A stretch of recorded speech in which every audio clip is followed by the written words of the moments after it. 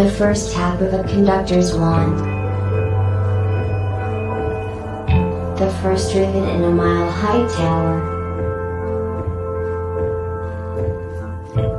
The master link at the genesis of a never-ending chain. The moment a single empty canvas meets a singular master stroke. There is no one thing.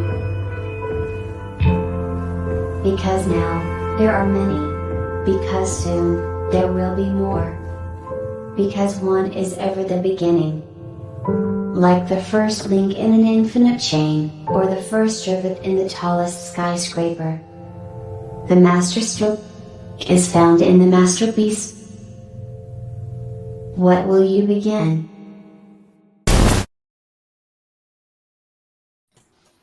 Hello there. Welcome to the 81st episode of the World Blockchain Roundtable. Our host for today, we've got Lisa Mighty Davis, Team Mighty organizer and owner of the new Mighty layer over on Den Social. Satoshi Shan, entrepreneur and everyone's friend. Nice checkered shirt you got there for us there, sir. Greg from Rivet, who you know from this show as well. Taco Cat. I'm just going to comment on everyone's shirt and say it what is you're a wearing. palindrome. I was going to say, I feel a little left out. I got to go back and compliment Stripes. The Stripes Okay, are thank looking you. good on you there, Lisa. Thank you. Also, we have Joe, founder and architect of Dragon Chain, who is cold and wearing Dragon Chain merch and a jacket. Night. And I'll be a master of ceremonies today. I am Dave, U.S. Navy veteran and Den Social person. So wearing a let's nice take Bitcoin shirt and a backwards hat, of course. Yeah, that's what really all that was about, was to get you to compliment my Bitcoin shirt. Oh man, I had a Monero thing up behind me too, but I didn't turn off my screensaver. It looks You like might get banned for that. Oh man, the things that people get banned for these days. Now, before we roll into our opening politics segment, our opening current events segment, we'll have a quick update on the WBRT layer ownership tokens distribution from last week. So each host will receive 133 lot. Each topic contributor from last week will receive 55 lot. And last week's original theme was on IoT, was nominated by Jacob Wayne, who will receive an additional 55 lot for nominating that topic. And these tokens that I'm talking about, they come with perpetual passive income, free edits in the layer, and governance votes, which is, to me, the most important thing, because that's what drives the show and decides what we talk about. So thanks for participating in all that, and enjoy your new tokens. Theme for this week, blockchain architecture, one of my favorite things to talk about. I don't know about you guys, but I just like looking at how things are made and the different choices that people go with, and for different reasons, and things like that. So we'll see what we get to pick apart today. Cool.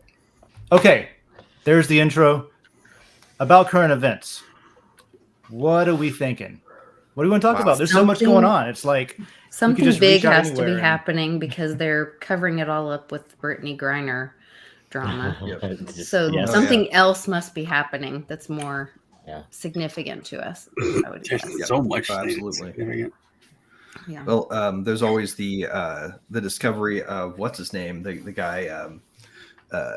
Was it who's the name of the attorney, the general counsel at Twitter? It's like I'm not sure about that. Yeah, hang on. Lay it on us. Are you talking about Sam Bankman-Fried's attorney that used to work for must Clinton? fire James Baker? Fired. What's Baker. It was exactly. So he was the assistant general counsel at Twitter. And that's right. And he got exited. That's right. Yeah, Now he got exited because, and get this, he was. I mean, I'm guessing what they did when they kept him on board was stick him in a room by himself, right? Quiet little side room where he couldn't cause any trouble, but to keep him around just in case they needed to ask questions. And apparently he was leaving that little side room to walk over to the room where they were vetting the Twitter files, and he was curating what was getting sent to Taibbi and to who's the other one they had it going to? I'm not sure, but I didn't know that part. Oh yeah, that part. That's I read some of that. So he was that snail pace Twitter drop. I don't know if you were watching it as it was Barry coming Weiss out. was the other reporter. It was being curated by Baker. Yeah, basically. and the way that Taibbi said it is, he saw, he found out who it was, and he's like, my jaw dropped, because this guy was also central to the Russiagate scandals, like the fake Russiagate thing, which was the meat of what they were trying to protect. When they're banning DMs, there's something up. Yeah. Right. Yeah. Well, that's what like. I mean, I got fired up in 2008, along with a lot of people. Yeah. But I didn't realize how bad it. Well, I didn't. You know what? I didn't willingly dig deeper into how bad it really was until I personally got censored in DMs and in like just for simply asking a question about like, hey, have you guys seen this? Like for a while there, we weren't even allowed to ask if it was real or not. Yeah. Oh yeah. Not allowed it. Like I think even the press secretary got her Twitter account turned off for a minute.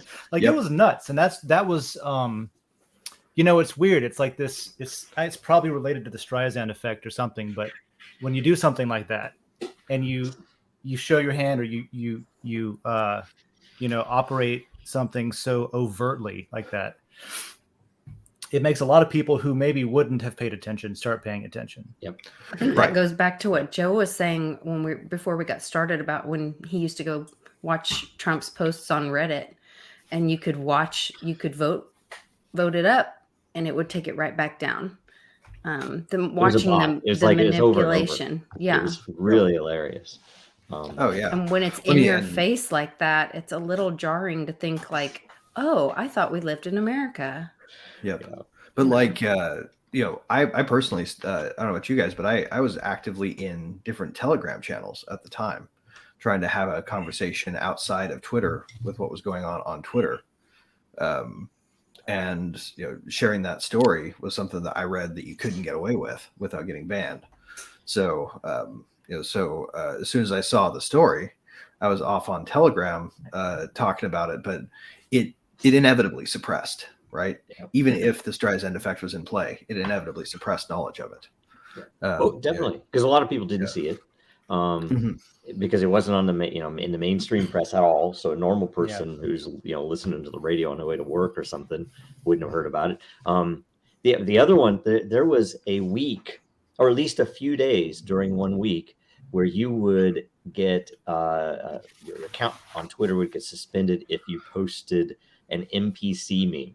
Which you think about that, they were actually scared that meme was going viral, that all of the media are just copying each other and people are just copying what the media is telling them to.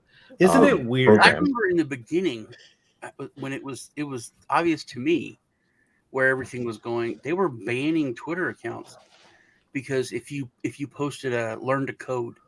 There's all these journalists. We just learn to code. Haha, it's a trolling thing. Not political. It's just kind of a mean joke, but it's a joke. And people were losing their accounts for that. Well, and I mean, but the thing it's also more than a mean joke, right? Because they're actually people who, like, my 82-year-old grandma learned to code actually when she wanted to get her digital artwork out there. She felt like the need to learn to make her own site, right? So you realize it was because it was it was an intended the press, the media, I should say, prior to that, when people would say, well, all of the manufacturing jobs are no longer here in the U.S., and the media was telling all white males, learn to code, get over it. And this was the response back when all of those same media people were laid off because nobody freaking listens to them anymore. Right. Yeah. That's why it was so blatant and in their face, and they really don't like it. I think it showed how much control they had over the information faucet that we all, drink from, that you just hurt someone's, that group's feelings, and everything was, like the iron hammer came down. The gauntlet fist punch you in the face, and that was such a little thing, and that was like a wake up call for me. I was like, oh my god, this is. Imagine if people said something like meaningful or insightful or You can't anymore. And frankly, it's the weirdest thing historically for me is that In the future, we're going to look back and we're not going to see the likes of what we had in the past with philosophers writing books, writing pamphlets, for having independent war thought. for independence.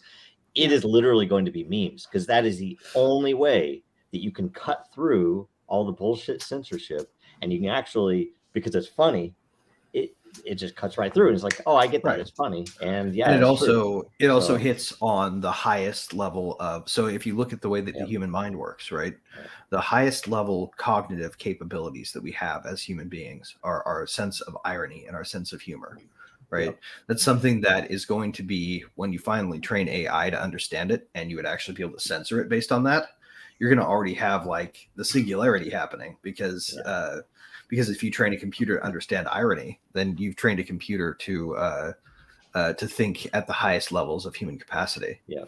Right? Well, the funniest thing too, though, is anytime they attempt to teach a computer to understand things like that, the AI tends to turn extremely racist and anti-Semitic overnight. So it's just this really strange thing that might not be doable. So, I don't know. Well, I feel like they'll get there, but not many people talk about that being the highest level. Octopi, they have that level of intelligence of humor. I don't know if you ever heard this story, and this blew my mind. This is a marine biologist at like a SeaWorld or something, and he went and fed the octopus, and one of the fish was a bad fish. It is a true story. This is real. And he went back to his he was at his desk, and the bad fish hit him in the head and dropped onto his desk. He threw the fish at him? The octopus took the bad fish, got out of his cage, went down the hall, found his office, and threw the bad fish at him. And then they started talking about that's the highest level of intelligence, is humor. And and I was like, oh my, it's nuts, man. That really blew my mind. Yep. Even if that wasn't true, crazy. I prefer to believe that it is, because it's hilarious. It probably did happen. Octopi are like some interesting creatures. Is my question. Like, how could the octopus be ironic with its dead fish? He fed the dead fish back to the guy. Oh yeah, he fed it back to him. Okay. There we go. No, that's definitely irony. Talking about memes and stuff, isn't it funny, if it weren't so maddening, that like it seems like some of the stuff that was banned for a while there, like the Pepe frog and stuff like that, was like, it's being from a culture that's being misunderstood. Like, it's so obvious that people that get it, that like get that it's a meme, that get that it's a joke, also that there's a message there, sure. But the way it was being applied was like when Library had that interaction with, was it Apple, about the Pepe imagery in one of the videos. And they were like, hey, you got to take down the Pepe thing. And they were like, this is literally a YouTube video that was auto imported from YouTube, that's still on YouTube, on the YouTube app. Why are you going after us with this shit? First of all.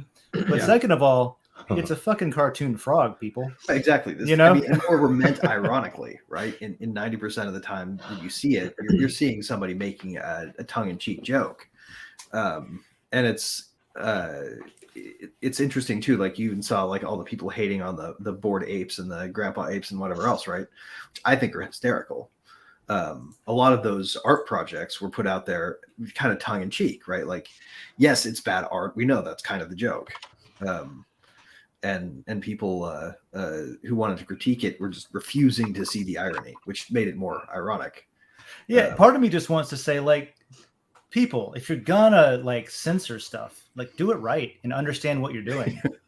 You're so reactionary that it's obvious that you're just like running around with your head cut off or something. Well, on that same note, right? Like Vijaya Gaddy or whoever, the head censor over at Twitter before she got fired.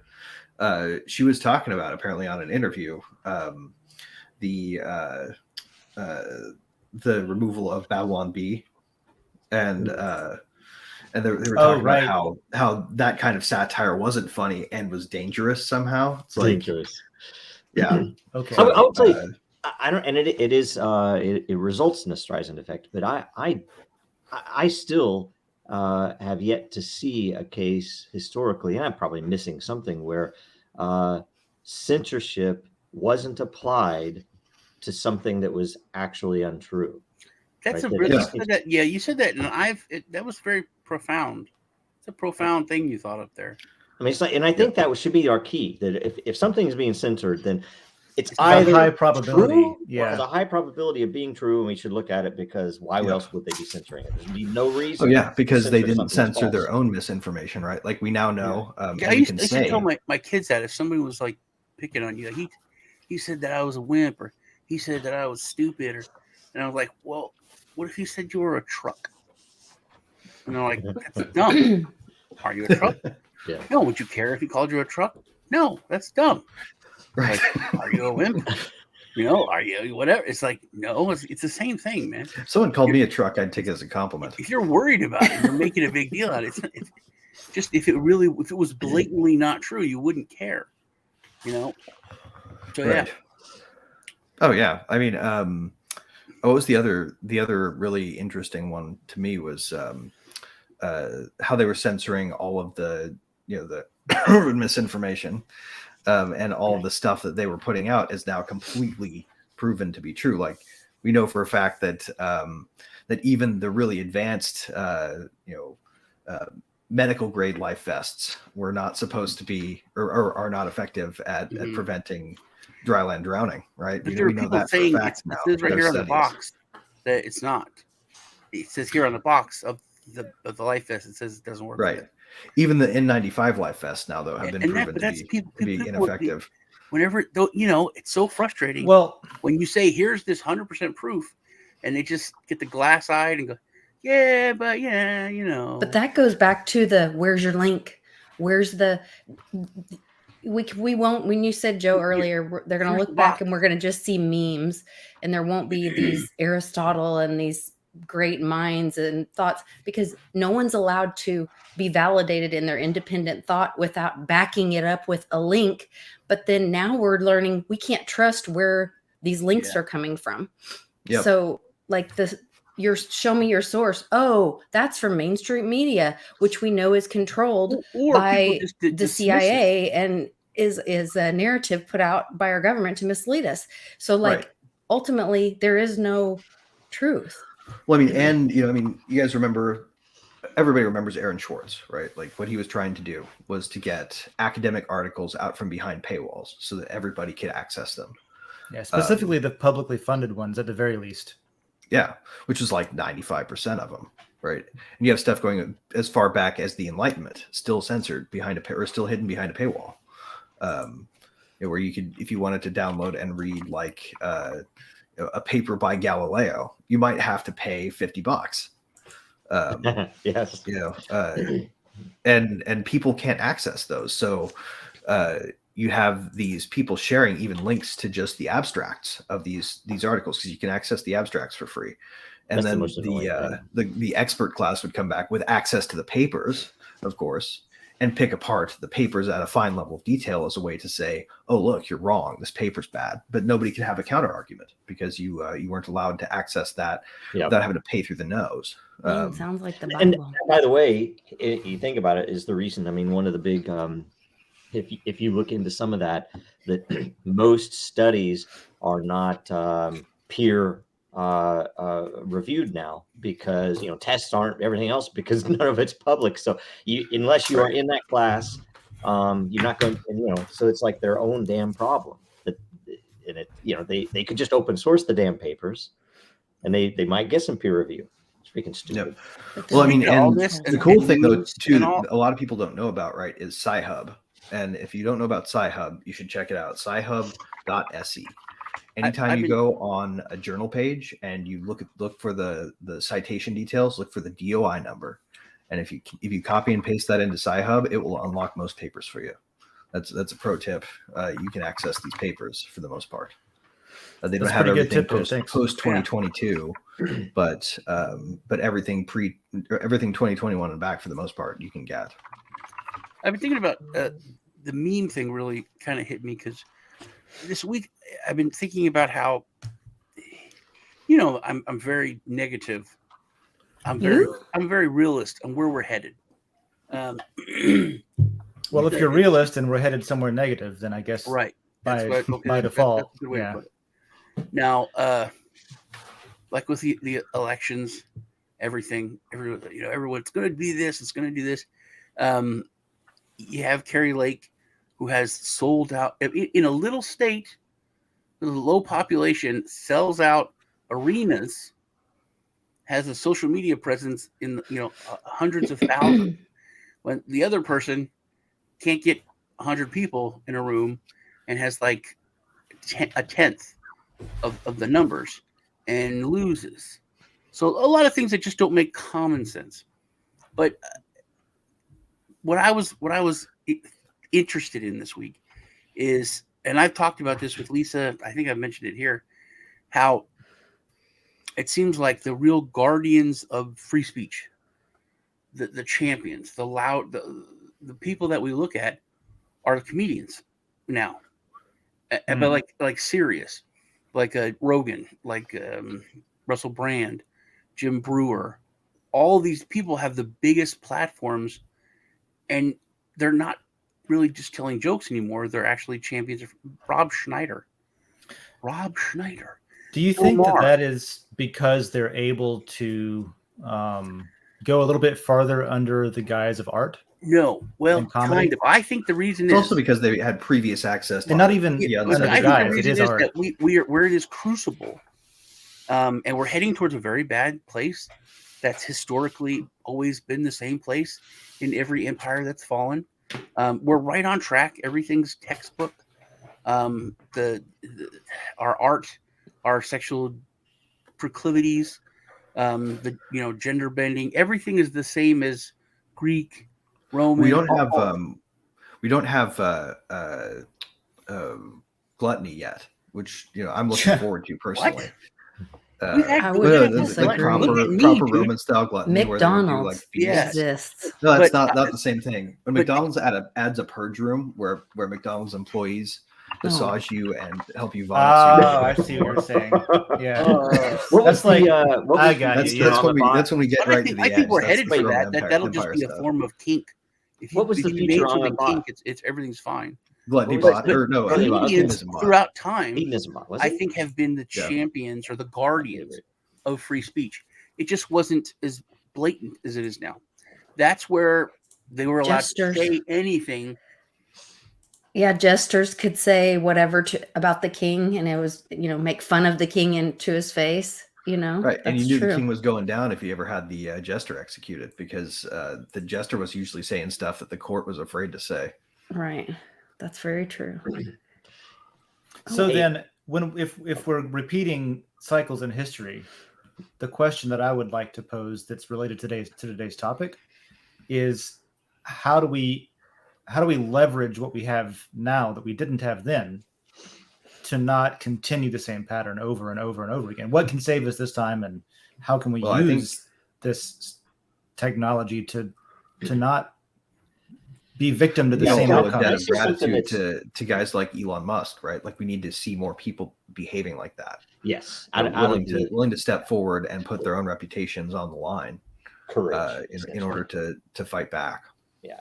Can I say something that because what Dave's talking about is it's actually pretty interesting, because I think that blockchain, cryptocurrency, this industry, this technology is oddly the unexpected technology. You look at all the sci-fi, they, even though they're prescient, even though they predict a lot of what we see, they don't predict that. There are a few predictions, like say by what's his name, the economist. I have his picture in my head. He predicted what is Bitcoin in the 80s. You're talking about Friedrich Hayek, right? Friedman? Or Milton Friedman. There's Milton Friedman, Friedrich Hayek. Yes, Hayek. Yeah, Hayek also. So the point is but in sci-fi, they really didn't predict this tech.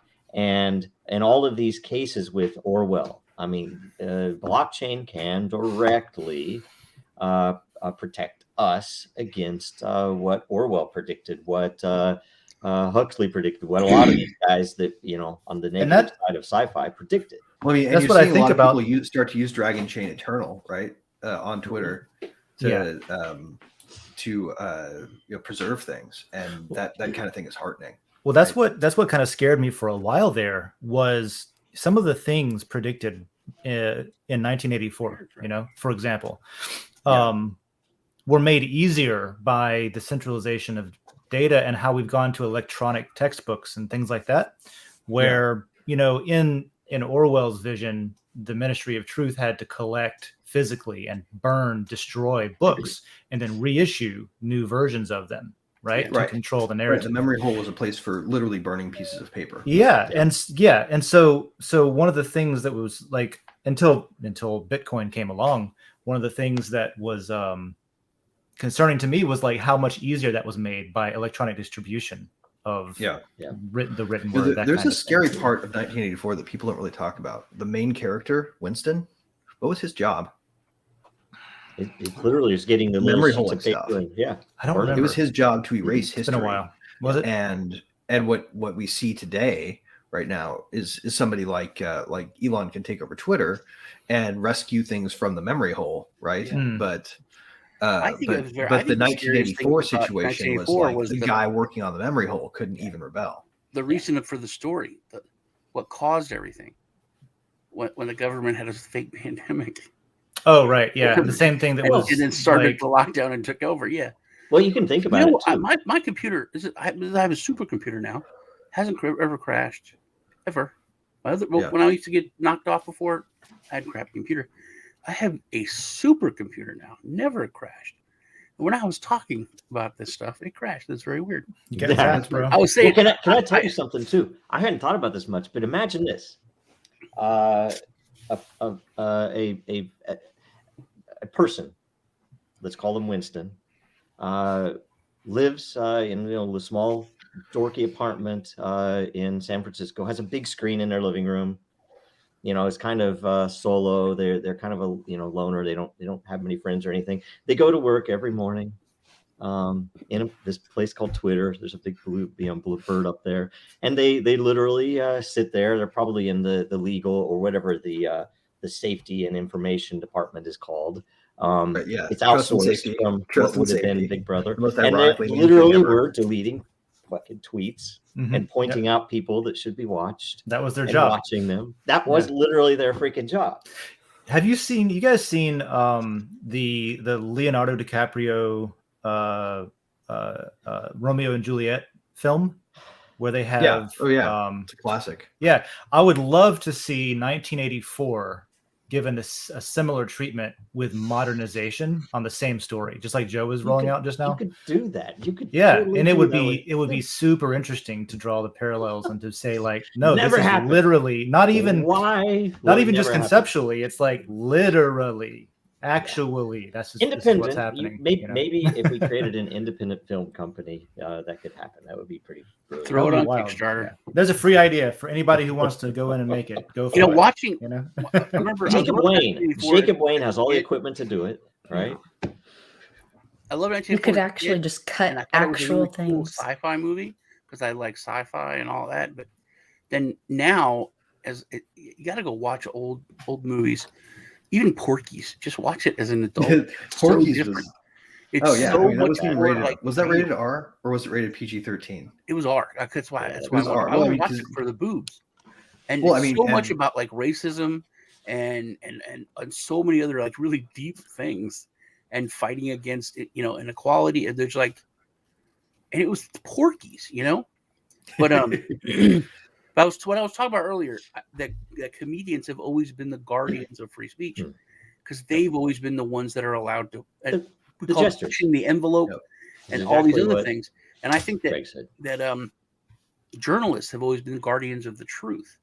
Yeah, and when we made that corporate and allowed it to be owned and 100% for profit, right. 1998 was the year, right? To where it could be corrupted, and now there is no truth anymore because there's no. Well, I don't know if I agree in with that. 1998, the rule used to be that you couldn't have multiple publications owned by the same person. Yeah, and the DOJ would come after you for antitrust if you tried to buy too many media properties, and they would disallow the purchase.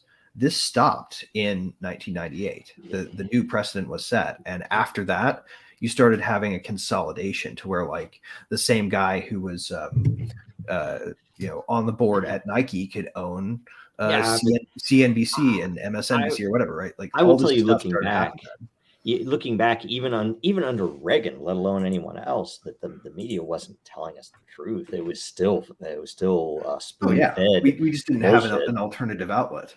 Yeah, I was gonna say Project Mockingbird admits in congressional hearings that the CIA feeds them what they're supposed to say back in the 60s. And of course, they now say the Project Mockingbird got shut down. Bullshit, right? And all that, all that stuff was active during as far back knowingly as the 30s and 40s too. So on a really fun note, guys, have you seen ChatGPT yet?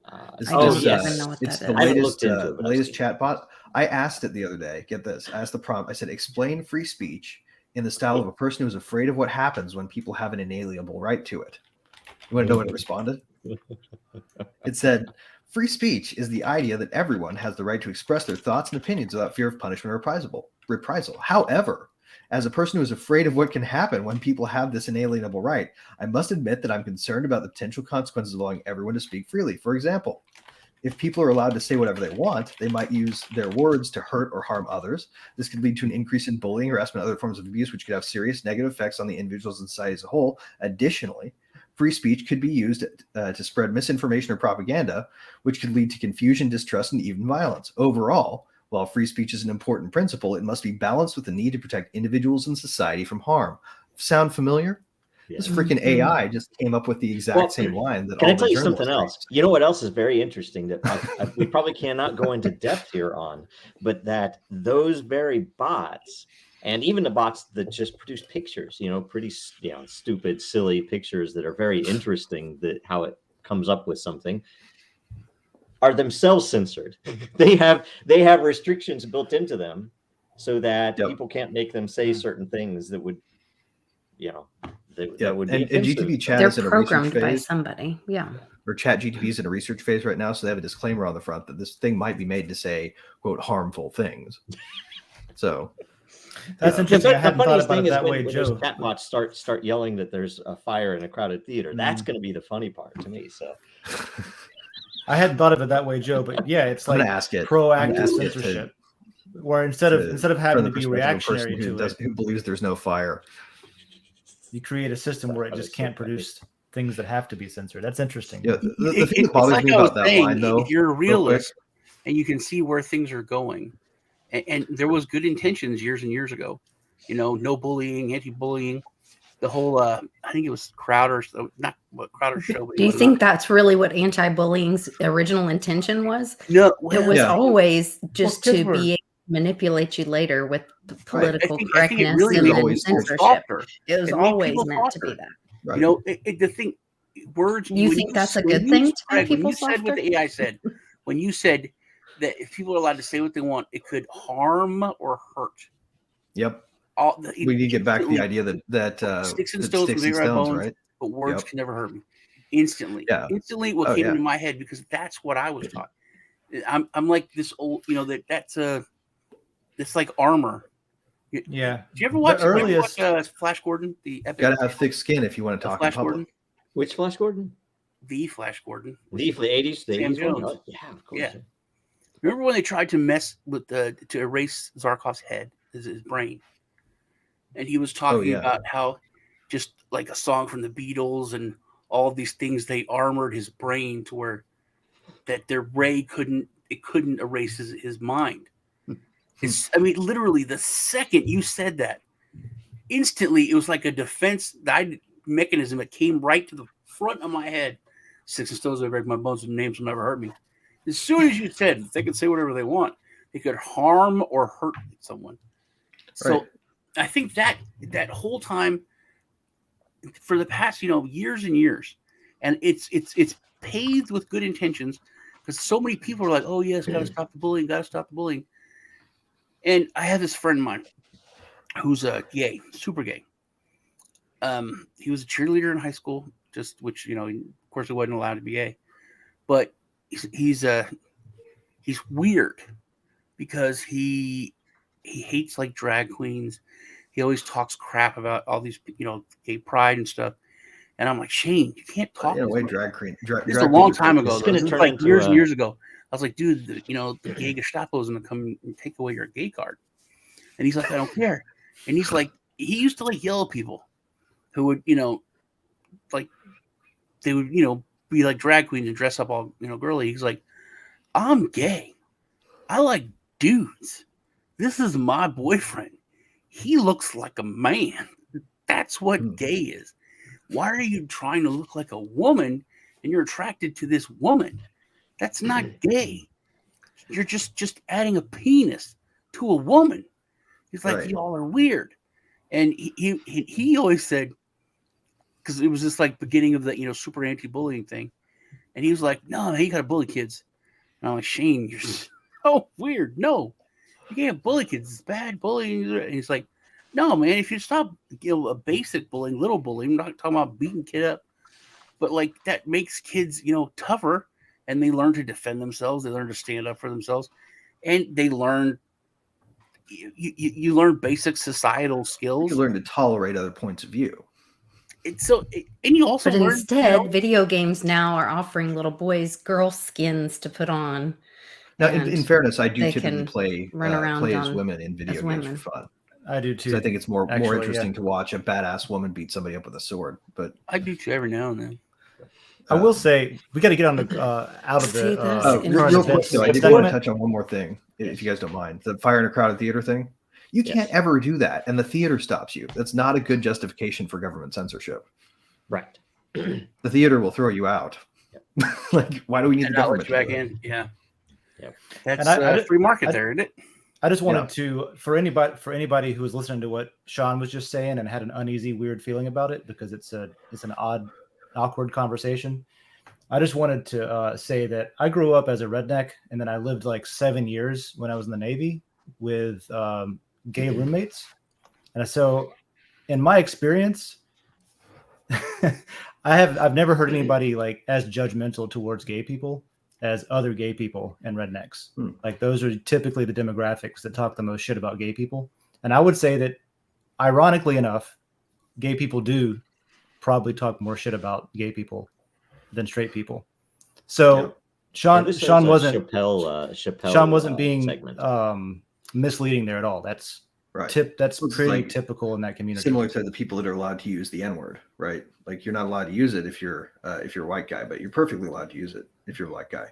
That's what's dangerous when you're a white woman who raised a black child and people look at you and they don't know that about you.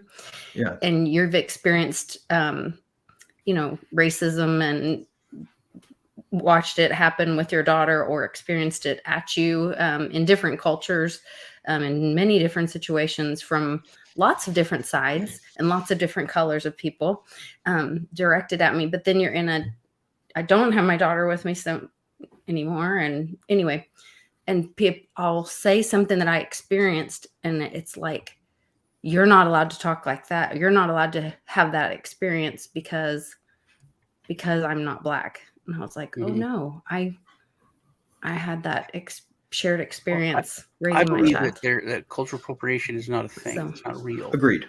Well, I also think it's and I always preface that by saying in the United States, because I'm an American, a lot of the things that I say and the way I feel and my beliefs are because I'm here. And this country was radically different than the rest of the world when it started. And the ideas were radically different. And I was raised, it's a melting pot. The whole reason why we're as awesome as we are is because other people came here and brought their cultures. Right. And the amalgamation of cultures is what makes it a unique culture. So you can't appropriate it.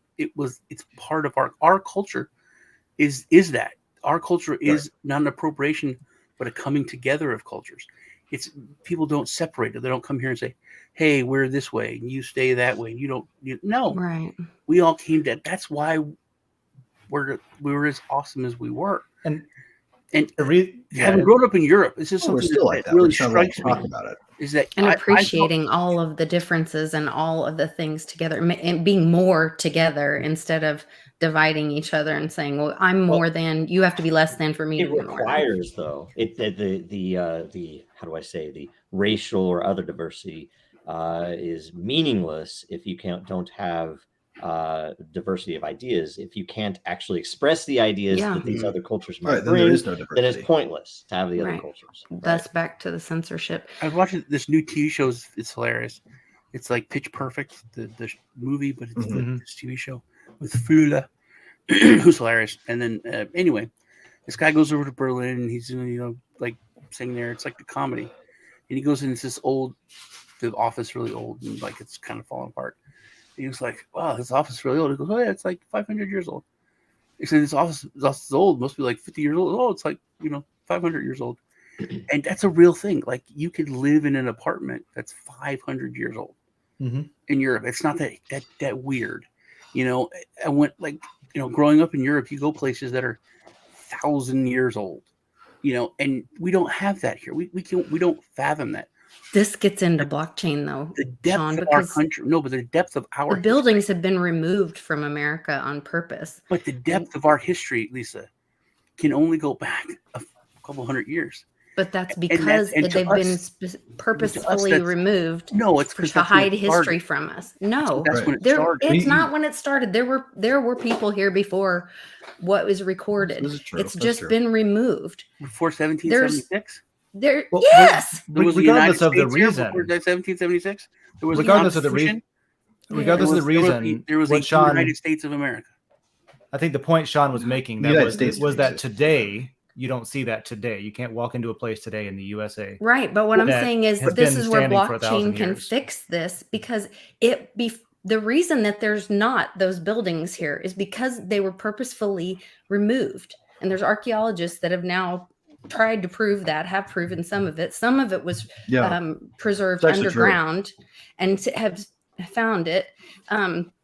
But we had civilization here for a long time. Well, I'm talking about American history. Our this is part of American history. It's just been hidden from us. I'm talking. There was no America. I think he's talking about the U.S. history, a more perfect union. Since that time, he's talking about U.S. history. You guys are talking about 2 different years. That's the depth of our history. It's a drop in the bucket compared to everyone else. So it's so unfair to judge Americans like you would judge someone from Germany or they have so much more history in their culture than Americans do. And our culture is based on being a mutt and bringing other cultures together and creating our own. And it's crazy and nuts because it was about freedom. Freedom to do what you wanted to do and to pursue happiness that you maybe even couldn't do locked into your other cultures. Yeah, I mean, where you came from. Lisa's correct. To Lisa's point, there was civilization here, right? And they are part of America. The Native Americans are part of it. I was just going to say that it's something that's difficult to know for sure, at least, right? It's something that's difficult to know, and that is something, like Lisa said, that blockchain can fix. The knowability. That's what I was going to, is that blockchain can fix this, and that's what moving forward. There's so much broken in the past. And that's where we can say, people look at the past to predict the future, and it does look very dark. But we have new tools this time. It's not 2008 again. We have Bitcoin now. We have, when this crash happens, there's an option, as we have eternalized this, when things do come out, documents are released, through lawsuits and things like that. We can document history to be able to hold it up. Even if they take a statue down, now we'll have blockchain that we can look at. And instead of what do they say, in 2 or 3 generations, history's forgotten or whatever. Right. It will still be there when they don't know who Right. Like When Lisa is. And, you know, my grandkids or my great grandkids don't know my name, you know, they can still read the blockchain, you know? Yeah. Oh, exactly. And there's definitely a strong element of, you know, if there's such thing as an anti-memory hole technology, we're all building it right now. That's where we are. Yeah. And the things that haven't even been built yet that are going to be based on this. Yep. Definitely. But as the segue, before we go to the questions, I did put in a new governance issue. I meant to do it a couple of days ago, and I got sidetracked. But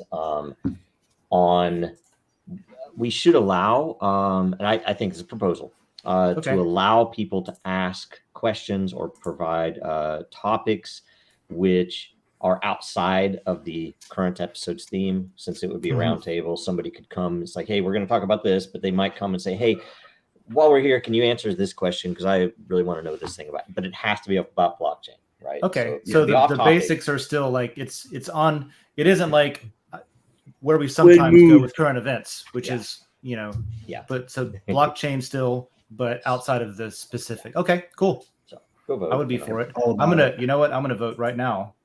Same. And we can see it update live on the screen there if you refresh after Greg vote. Or I'll go ahead and do I it. just Should have voted. mine there now. Let's see how quick this takes. This on-chain governance vote. Boom! 3 votes. 3 votes Cool. already. 42%.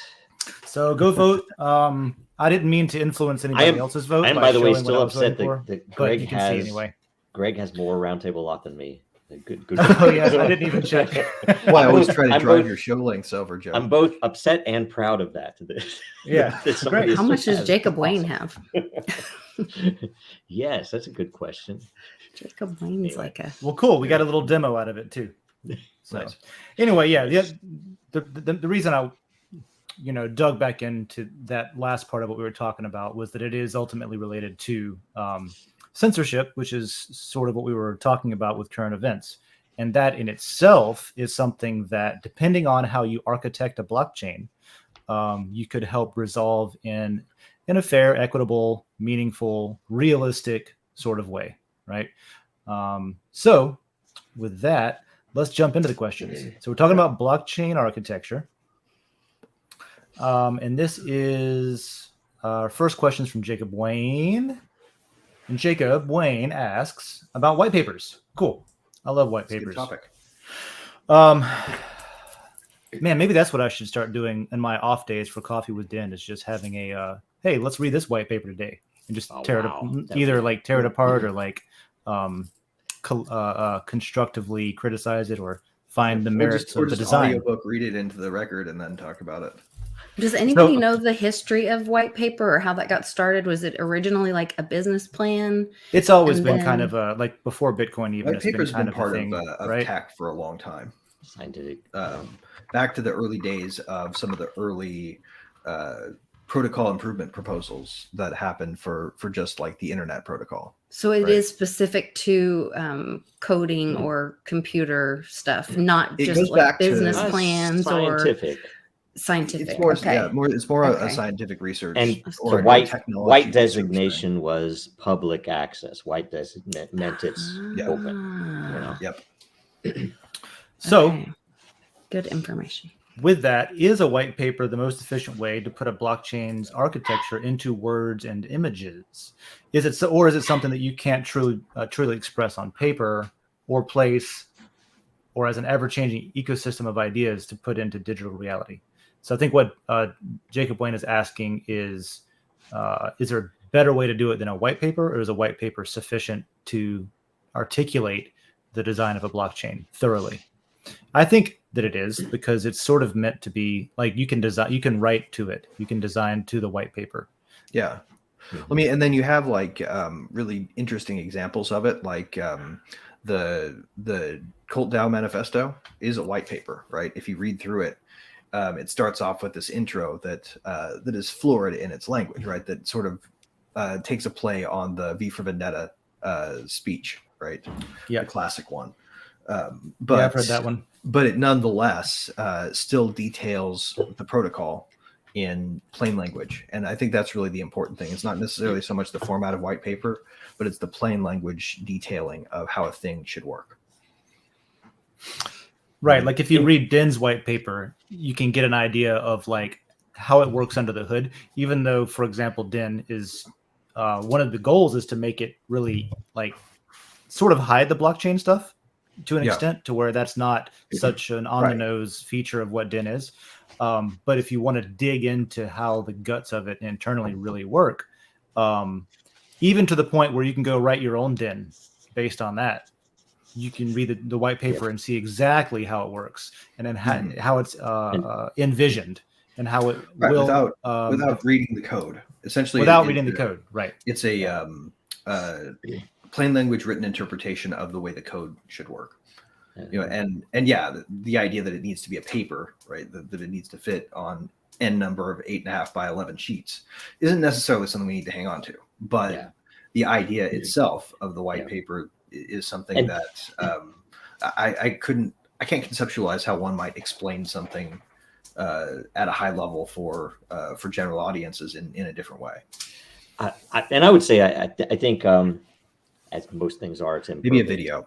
It's historical. There's precedent for it. People understand. Oh, it's a white paper. I understand kind of generally what to expect. But if you were to make in my opinion, this is very much an opinion, but an ideal form of it, it would be the same concepts expressed in multiple different forms, directed at one, something that would be a video explainer version, down to something where it tells you some of the reasoning, in printed word with a little more detail, down to a little more technical specs and maybe some formulas and maybe some algorithmic description, then to code finally, right? And the code would even just be a single reference implementation. There might be multiple versions of it. That would be, if you could encapsulate all of those views into one interface, that would be the ideal form. Most of the time it's okay. An interactive white paper, a PDF for this. Website. We have code, we have GitHub for that. And they kind of all, together form that thing. Right. So, a multimedia experience that includes an interactive website with interactive graphics, and the better interface would be the white paper. Yeah, because the better interface would even be, I'm in an explainer video, and it's like I have no idea if I'm going to care about this thing that you're going to talk to me about. I see an explainer video, and I'm like, and something deep or interesting to me is stated. I'm like, wait, hold off. What do you mean? It would be beautiful and brilliant if you could go straight from there to the concept, and I say, okay, at that deep level, it's like, well, wait a minute, is that possible? Then show me the code. It's like, holy shit, I did not know. If you could go at that level, that's the ideal. Right? Yeah. Well, have you guys ever seen waitbutwhy.com? Have you guys been there? No. Okay, Nope. You need to go to waitbutwhy.com and read one of those blog posts, because one thing that they do, or that Tim Urban does with that blog, is have these nested explainers, to where you'll be going along and be like, so we're going to talk about gas and oil in this context coming up. So here's this thing I'm going to call a blue box, and the blue box is going to go into the history of gas and oil so that you can understand what we're about to talk about.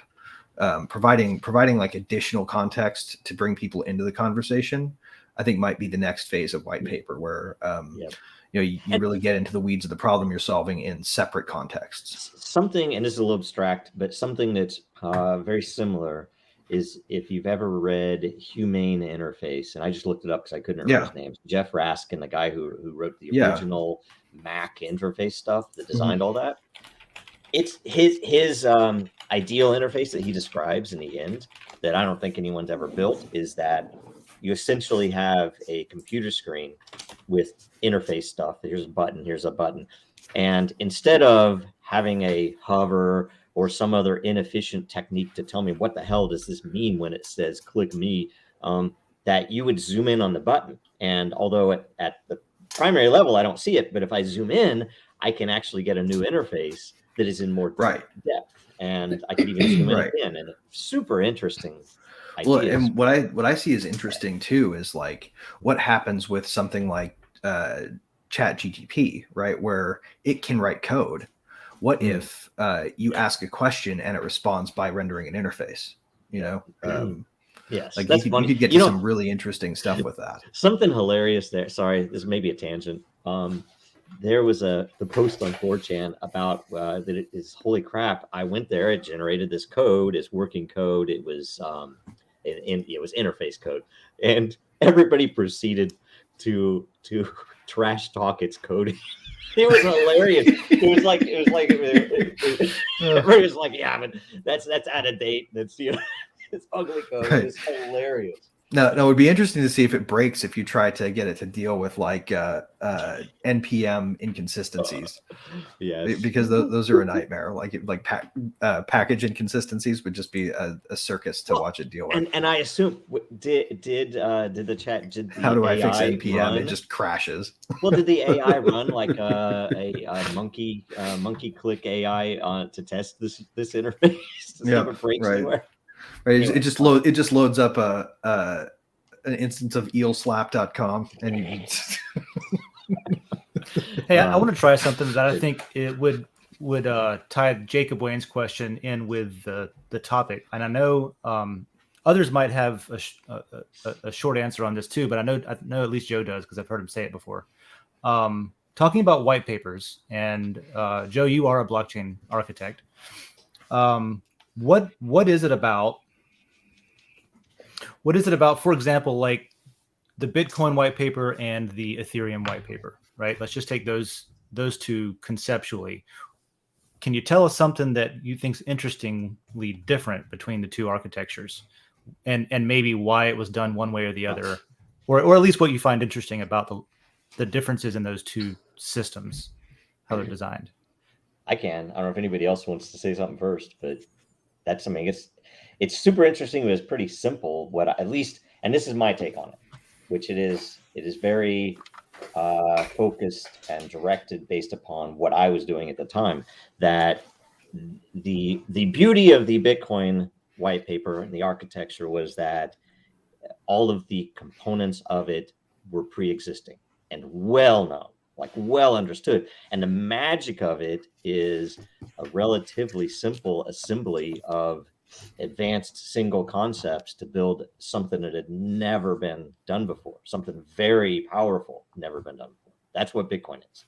And there's more than that, of course. But Ethereum, the interesting thing about it was it takes what Bitcoin left, where Bitcoin specifically, it does have smart contracts in it. They're little snippets, but there are only a few. And they're extremely simple and very well controlled. Why? Specifically because when you're wanting to send money in that way, you don't want complexity. It is reduction of complexity as far as you can, to the point that there is not a Turing complete ability to write generalized code. You can't just write code in Bitcoin in that way. Now, there are ways to do it outside now with various things, right? And there have been a lot of proposals, and I can't remember. There's some history that I didn't follow enough at the time, but when Vitalik left Bitcoin, because he was originally doing things in the Bitcoin world, and he decided, well, I want to do this, which was I want to take that same tech. And other things were changed, of course, but the main thing was world computer. The main thing was decentralized Turing complete computer, right? Yeah. And that's an interesting concept, especially technically, and as a purist, it's a beautiful thing. It is the fact that it works, even though it sucks in the way it works, is beautiful. It is a beautiful and frankly amazing historical feat. Okay. Oh yeah. Now, the issue that I have with it is that wasn't the fucking problem. The fucking problem was getting this tech to do real things, not to make, fucking crypto kitties, right? The real problem in the world is, how do I apply this technology and decentralize that stuff in a way that we can actually put on every tweet and every Reddit post and everything, every event. Right. That, And it's a problem of state management, Yeah. ultimately. State right? management, scalability, all those. Right. They're all the things how much that were data known, how much data can you store in this thing and have it Yeah. still be able Yeah. to reach what's called consensus, right? The Yeah. idea that Yeah. the current state of the world computer is accurately encapsulated in every blockchain node.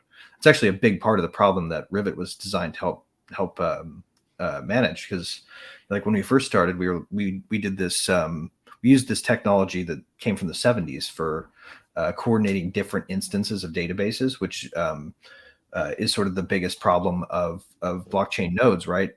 And it's called streaming replication. But the problem with that, when you get into like multiple nodes running, which are just multiple copies of databases that need to be synchronized,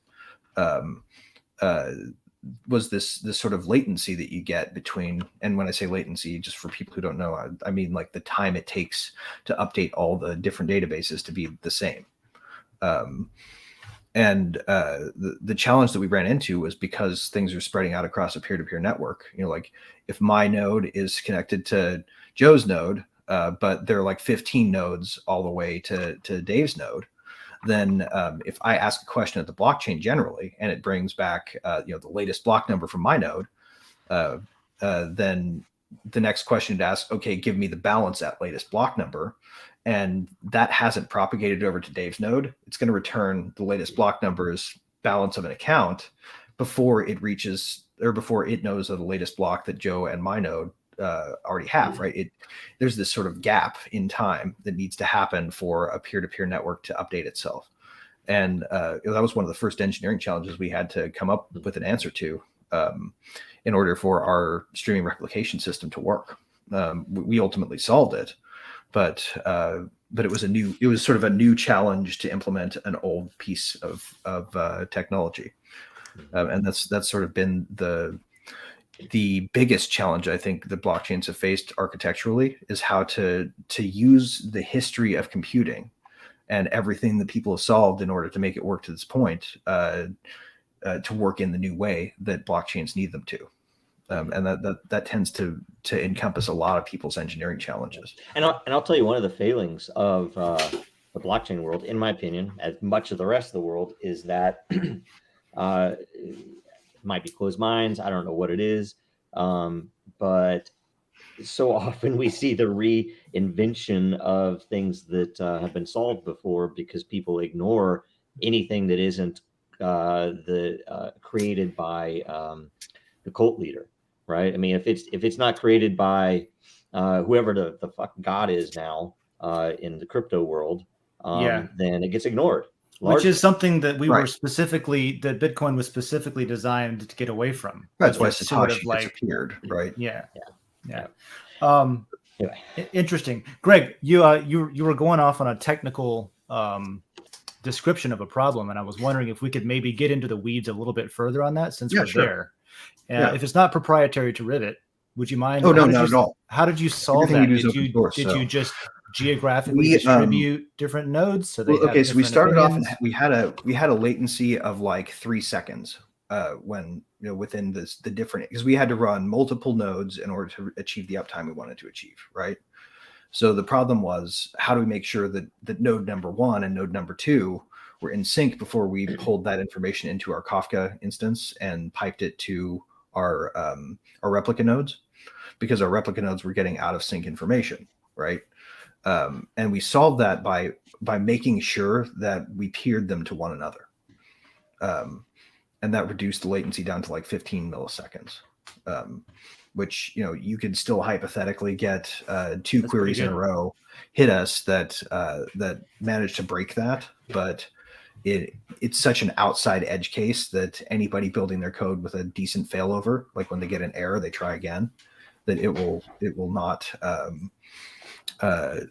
become a problem. And we also reduce that even further with Cardinal, our latest version of it. I remember you talking about Cardinal. It's like 3 milliseconds. So there's like basically no way that you would get a race condition on that level of. So it's hyper reliable.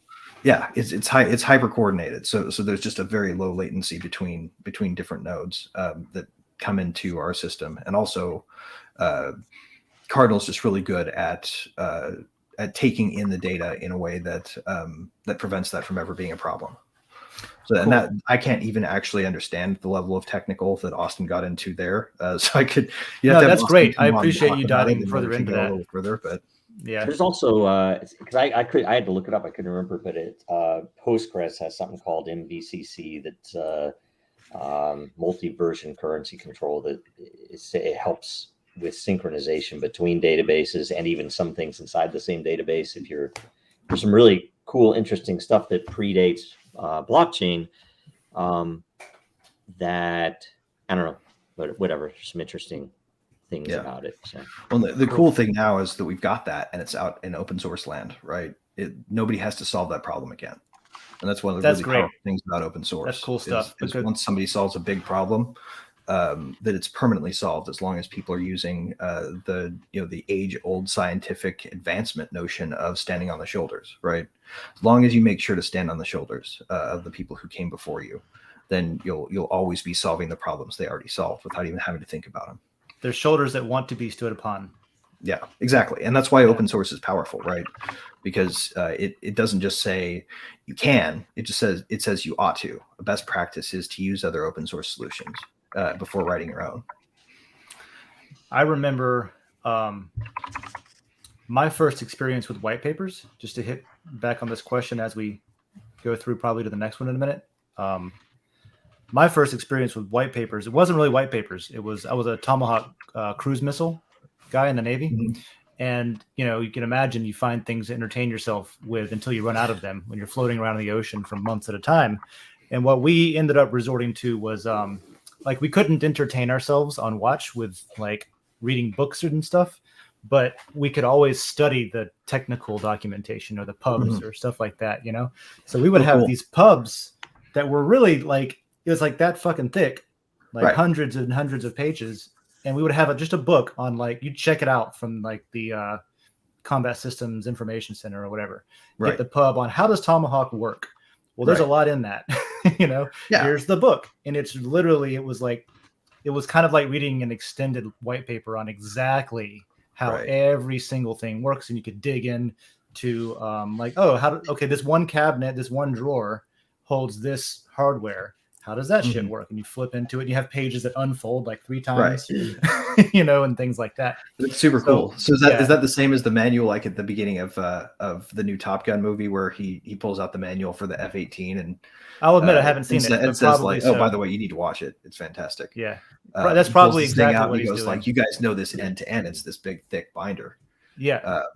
And they say, of course. And he drops it in the trash. He's like, so does your enemy. And every system had books like that, and some of them were classified and some of them were not.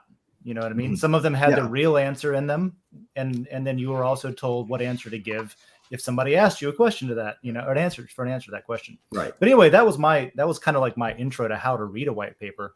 And so that's also sort of how I got into Bitcoin, floating around in the ocean, doing, piracy interdiction for drugs and people and guns and stuff like that.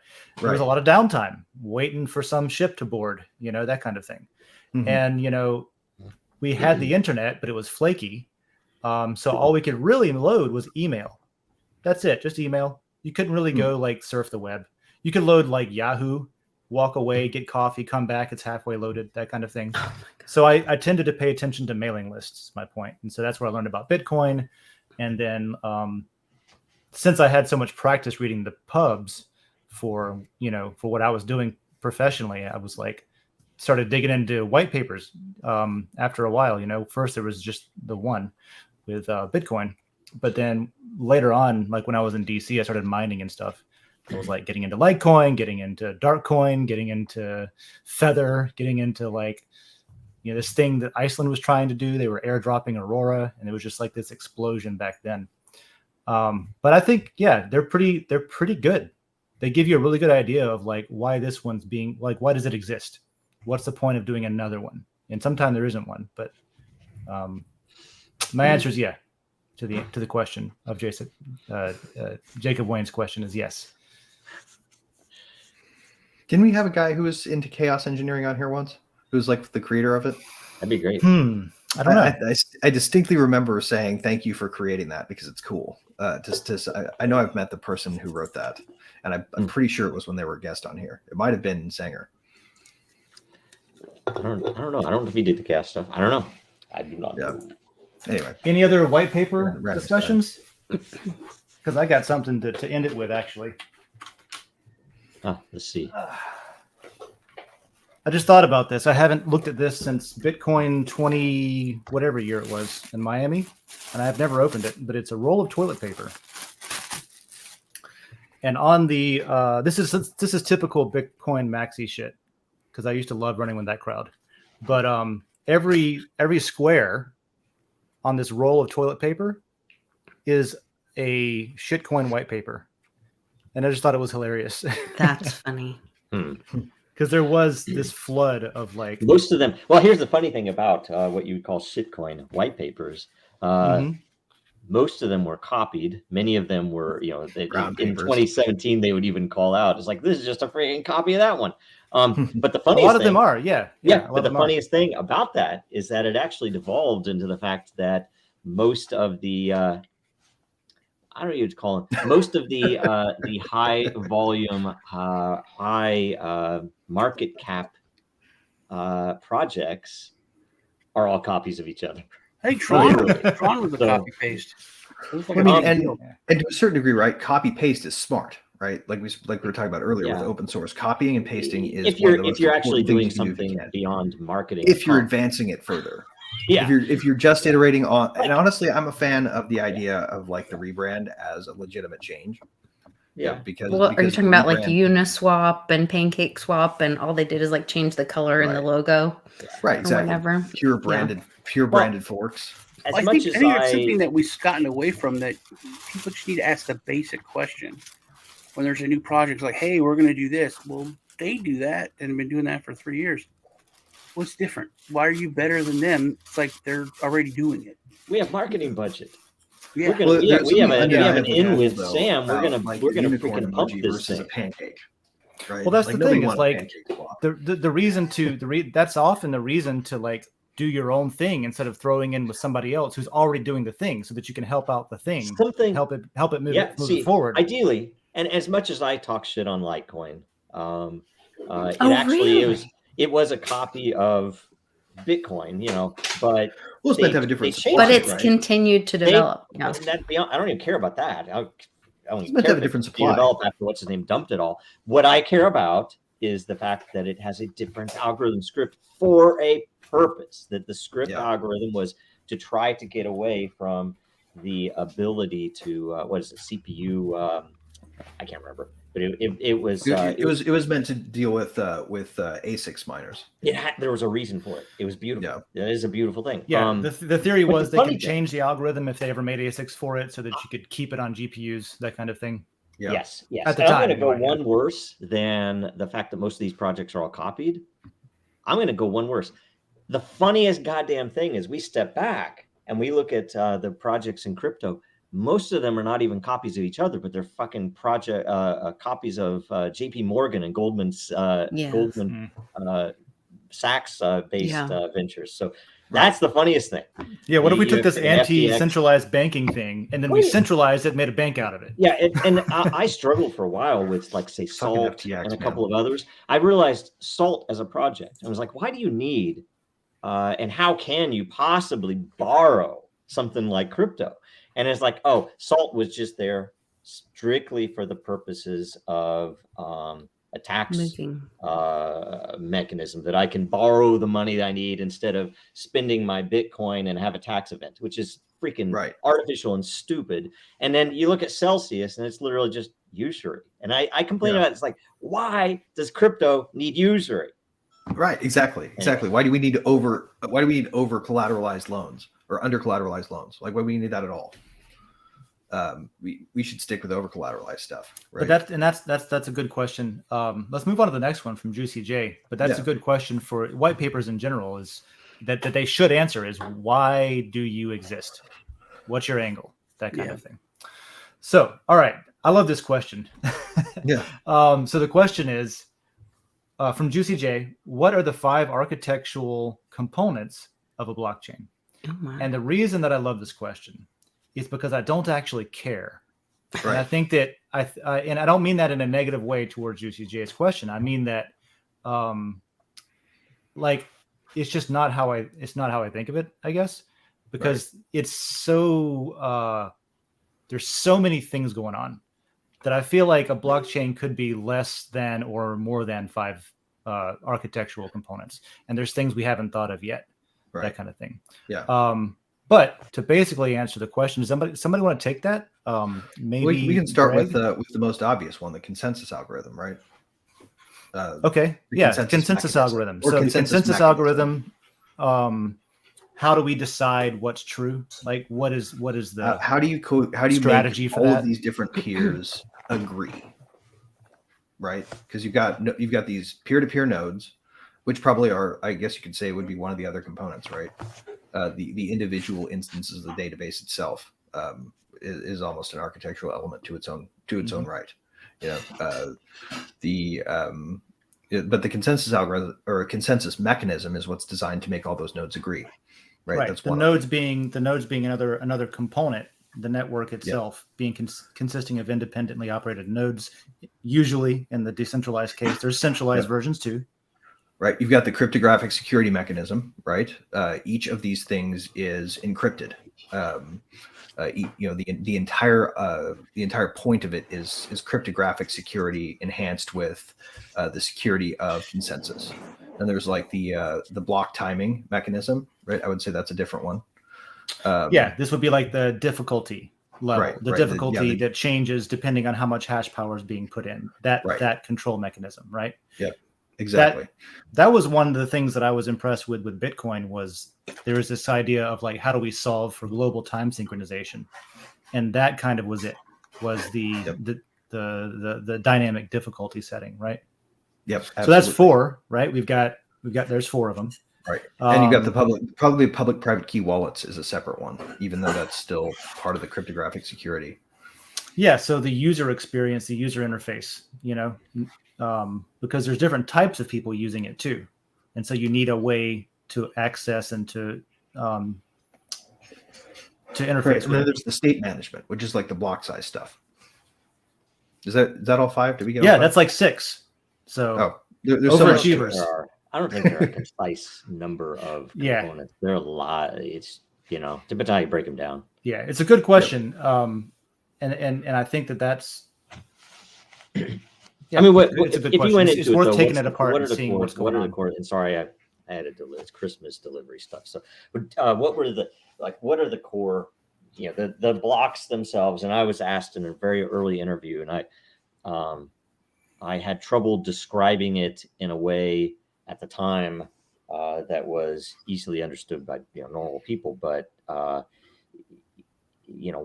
are there blocks in a blockchain, right?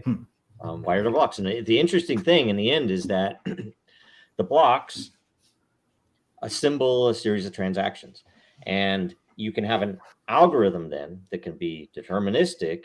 So how do we decide which of these transactions is legitimate, not a double spend, not impossible, not illegal, whatever else? And the blocks let you arrange them in a window of time or a window of state, however you would describe that. So you have a series of transactions that, by my algorithm, what matters is which one came first. Or maybe your algorithm is, let's say there's a double spend, so you accept the biggest one. I guess probably another architectural component is you need an uncle resolution mechanism. And that's probably another component that gets under talked about. What happens when you have 2 valid blocks presented to different parts of the network at the same time? Right. How do you resolve which one is actually the next block? This is the longest chain wins thing. Yeah. Well, you can have longest chain wins. There's one that we worked on with the folks at ETC was this modified exponential subjective scoring mechanism, which was actually a way to say block length with a modifier or the length of the chain with the modifier is how you decide which uncle Because- is the one you go Because with. it is interesting. You might have a fork where one side of the fork has a teeny bit of the network interacting with it, and that's probably not as legitimate as even if it's a shorter side that has all of the network hitting it until they resolve, right? So, Right. Yeah, you guys remember when ETC got attacked with the 51% attacks, right? Yeah. The way that they did that attack was pretty clever. They took a chain offline, or segregated it from the rest of the network, and they went through and they, with their side network, hashed through all of these different valid blocks, and then all at once dumped them onto the network, and it created a longer uncle with their 51% attack. And it came back in with more hash power. Essentially, and more consensus. It did what the blockchain does to resolve those, which is essentially like a retcon, right? It goes back and rewrites from the block where there's this fork and says, like, this branch is actually the one we should pursue as the valid one. And they used off the shelf hashing power they purchased from a GPU provider. You can just rent it for like an hour. Yeah. And it's relatively cheap because they got far enough ahead that they were able to dump it all back on the network. And that by the way, that's one of the reasons Dragon Chain's architecture was laid out like it is, because we didn't want to rely on way back at the beginning on knowing that we'll have enough hash power or other network measure to prevent attacks, that we wanted both in algorithm diversity to be able to, to leverage advancements like, say, what Ethereum Classic, did to counter some of those attacks, as well as the hash power of something like Bitcoin, or the network power of something like Ethereum. And it's interesting because of that. And it's, I still think it's the best, most scalable way to do it. But it relies on those individual projects to, And that's interesting too, because it's almost like, and this is the way that I would love for us to become as a community. It's kind of like the different chains are watching each other's back a little bit. Yeah, that'd be nice, wouldn't it? And I think Lisa, Litecoin's doing some of that too, where they're isn't Litecoin either providing or using a different chain to timestamp as well to prevent 51% attacks? I don't know. I'm not the person to ask about that. I know a little. I mean, I know a little bit about it. I'm not like into the technical stuff. I keep up with the development on like the MWeb stuff, the OmniLite, Taproot, but I'm not sure how it all technically plays out. I'd have to ask. I know at the very least, there's some projects using Litecoin as delegated proof of work, which is similar to what Joe was talking about. Another chain that you could checkpoint onto, like Pirate Chain, for example, does checkpointing on Litecoin to leverage their network, their proof of work for their chain, just in case there's like an attack, because they use the same thing that Zcoin and I guess Ethereum also use. And so that's their two different mechanisms, just in case one of them falls over, that kind of thing. And somebody mentioned, I think it was you just now, Lisa, we were talking about the different components of blockchain. I think we've blown through like 7 of the 5 so far. But we could keep going. There's all kinds of things that solve particular problems and that are important or not so important, depending on what the point of that particular project is. One of those is the concept of like a master node versus a regular node, or a service node, as some projects call them, which can provide services that may be hybrid and not directly on chain, but are still checkpointed and validated on chain. Oracles are examples of that. What's that? Oracles are kind of examples of that. Oracles, Oxen service nodes, which drive like Lokinet traffic in exchange for compensation with the Oxen blockchain. It also doubles as their proof of stake nodes at the same time. I'm just trying to think what could we rattle off? What am I not thinking of, Sean? There's different stuffs that different blockchains do that need a different component to solve for that. Yep, and it does depend on whether or not you're using a proof of stake mechanism for consensus or a proof of work mechanism for consensus. A lot of that, the other pieces that you need to connect to it are different depending on what kind of consensus mechanism you use. Yeah, and I think I've said it a couple of times, but I'll say it again just to try to drive it home. I think that depending on the point of your project, there's very good reasons for proof of stake and for proof of work, depending on what you're trying to do.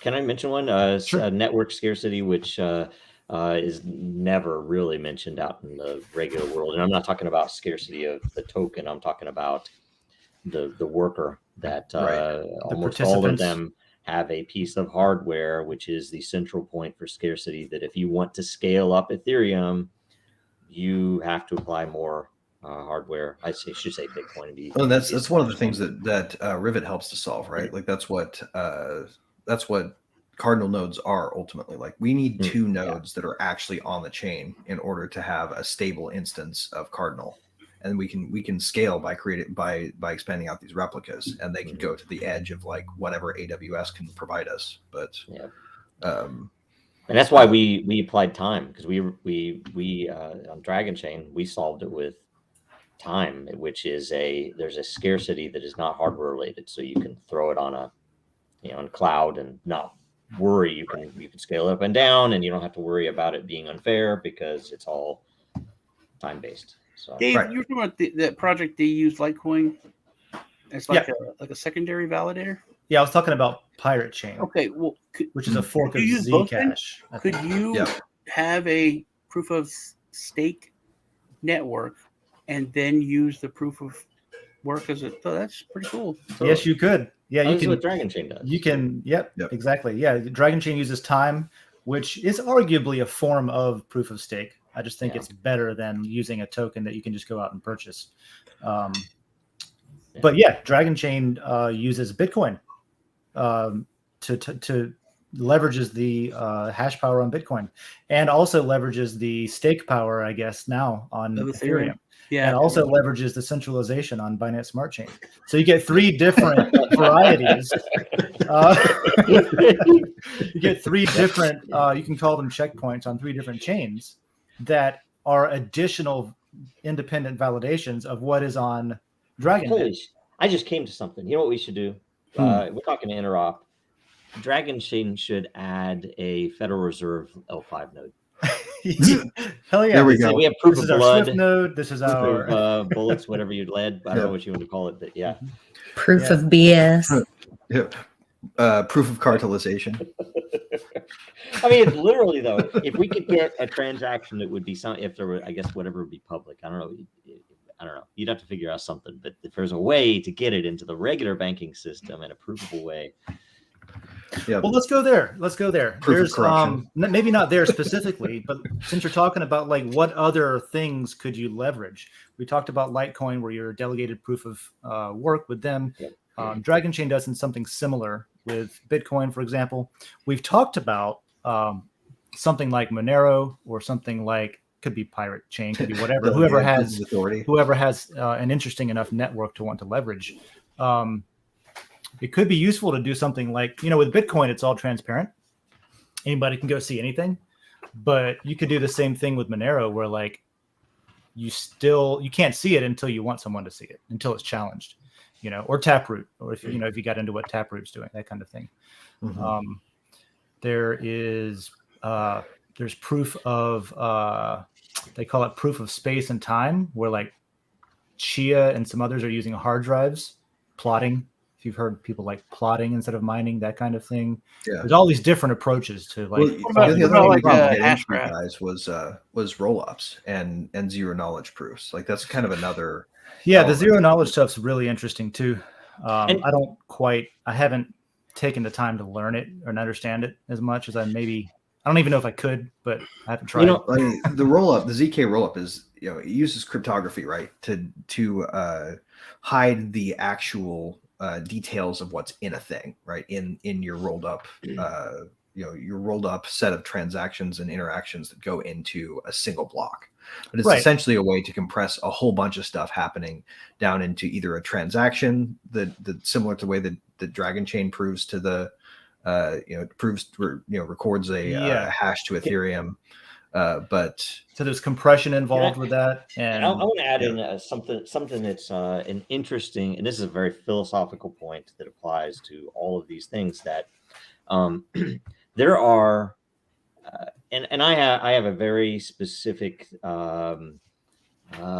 angle about how I build systems, even before blockchain, that I prefer structural. It's almost like, okay, yes, I could build that swing set, but if I can actually feel the structure, I start to build it, and it's like, that's not really strong. I need some support there, that type of thing. Right. It's very similar with software. You can find the places where there are levers, or even hinges, things that can move in the software.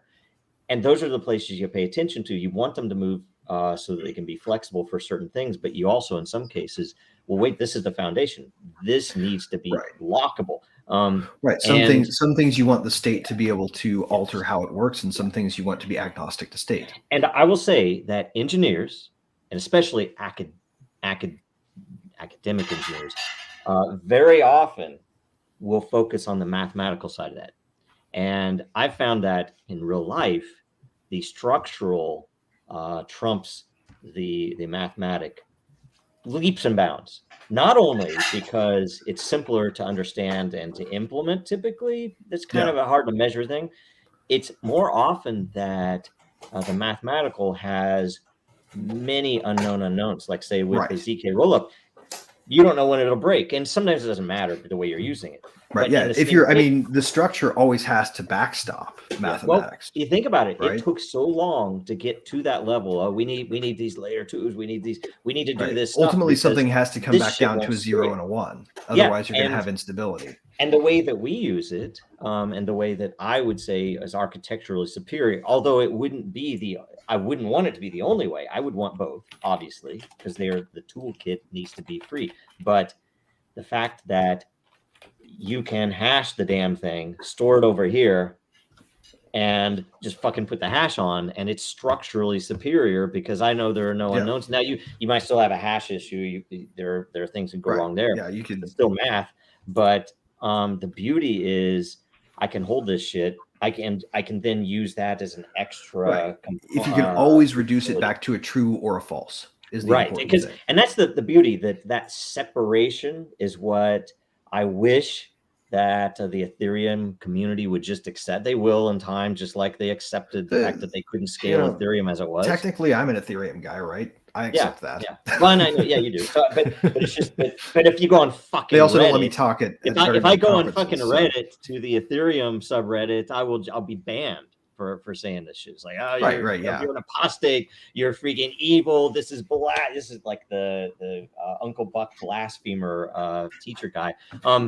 And isn't it ironic that that's the thing we're not supposed to be? That's part of the reason to build all of this shit. And that's why I will tell you, the more I think about it, if we in this industry as a community, as a general community, we're more open to studying how tribal, especially, I don't know what you'd call it, what the actual classification is, but when you have tribe, about the tyranny of structurelessness, right?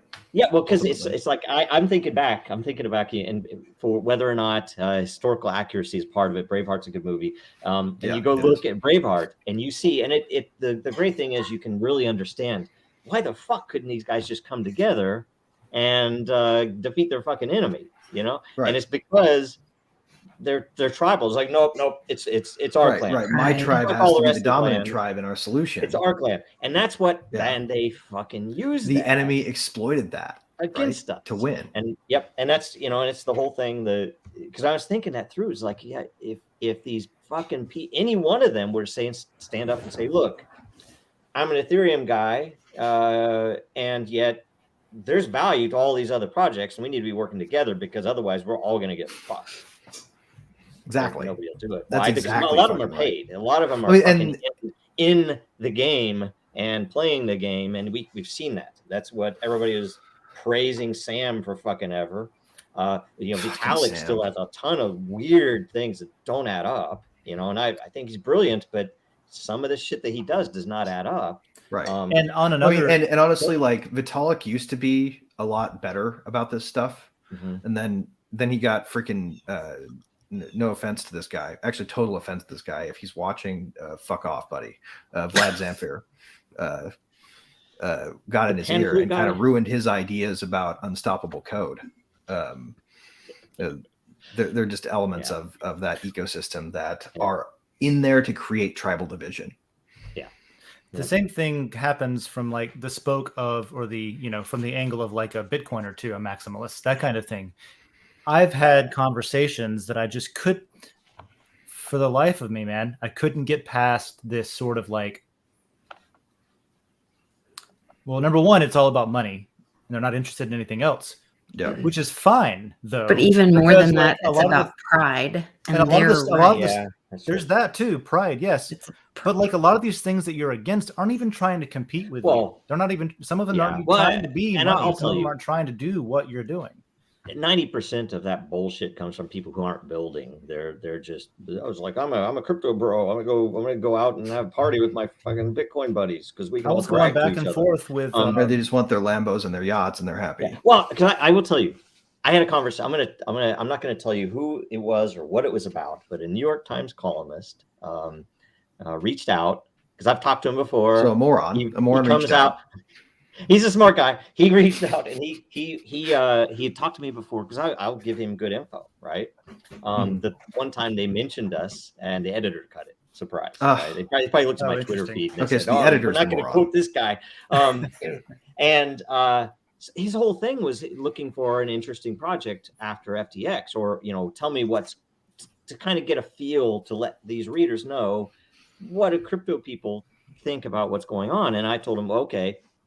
God, this conversation needs to get colorful, something that's super exciting. A normal person would be excited about this project. It's very interesting. It's easy to explain in a way that a normal person could understand.